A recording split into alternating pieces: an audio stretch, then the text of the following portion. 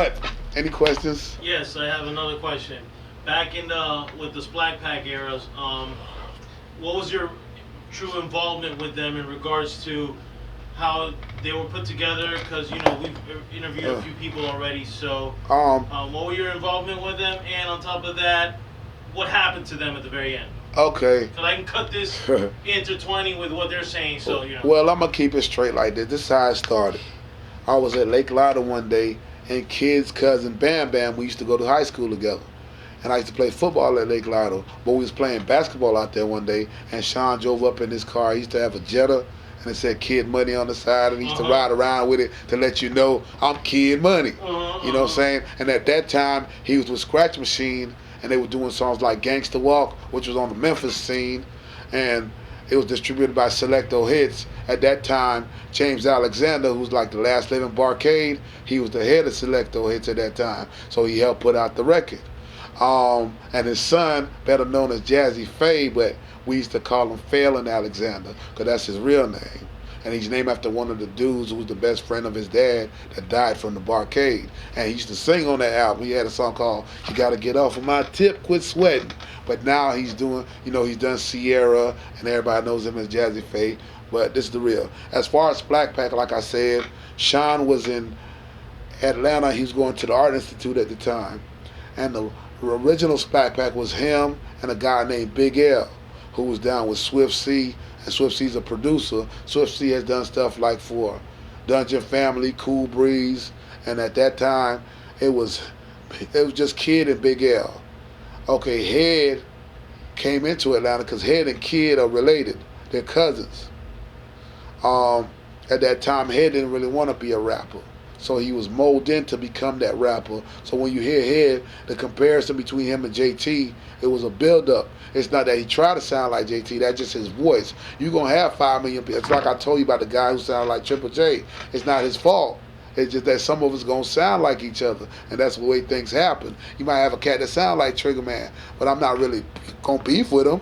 He might be from Boynton too. He might have grew up in Palm Springs, and it's just the mentality of sounding like someone. You know what I'm saying? I have no beef with that.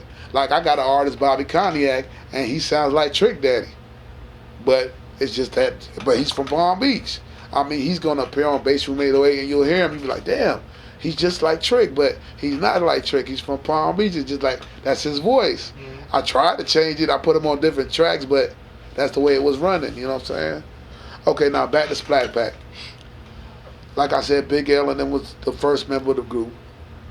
When Cut It Up Death started, like I said, with Bob going up to Jersey and having a relative pass, we was in a breakdancing group called Fresh Force. It was me, his nephew, Tony Cruz, and Chuck G, who did Scrub the Ground, the originator of Scrub the Ground from Splack Pack. We used to go to the Palace, as Jose might know, and everybody used to be over there breakdancing. And we had a little crew, and Tony, that was his thing, he could breakdance. And we also had a partner named Rocco, who looks like Sylvester Stallone. And he owns a restaurant now in New York. And we was the Rex Terrace boys at that time. But we used to always go to the Palace, and Tony used to battle cats like Manny. I don't remember Manny's real name, but Tony used to battle Manny back in the day. And Tony was real good at what he did, breakdancing. But see, Tony was really supposed to be the DJ. But Tony, he's like one of them guys, he's so good at it, he gets bored. And the reason we started Cut It Up Death was because Tony told his uncle, start a record label. But at that time I was rapping to stuff like Herbie Hancock. I forgot the song, it was like dun, dun, dun, and he had the video with the Rocket. So that was the first time song I wrote a rap to, you know what I'm saying? But I wrote it on a freestyle. I went into Cut It Up Death, and I talked to Bob, and I'm like, well, Bob, I ain't got the beat for the song, but I'm going to tell you how the song goes. Because at that time, Disco Rick took me to the Rolex, and I was only like 16. And I went in there, and I saw this chick named Suede, and she was doing this dance and all these magic tricks, and I'm 16. So I went home, and I wrote Work That Coochie from seeing Shorty at the Rolex at that time. And then I came to Bob, I didn't have the beat. And I was like, Bob, this is how the song goes.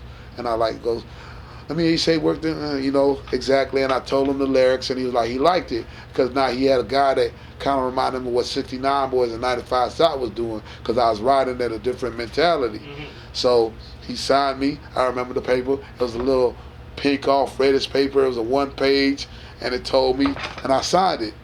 I didn't have no lawyer. I didn't know I was giving away all my publishing to Bo Crane at the time because I didn't know Panthers were going to slap their cover on top of it. You know what I'm saying?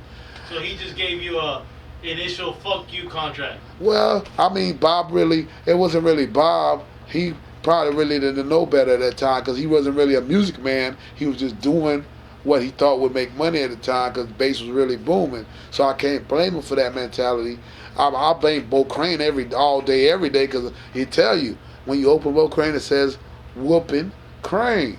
So he's really waiting in there to whoop you down and do what he must, you know what I'm saying?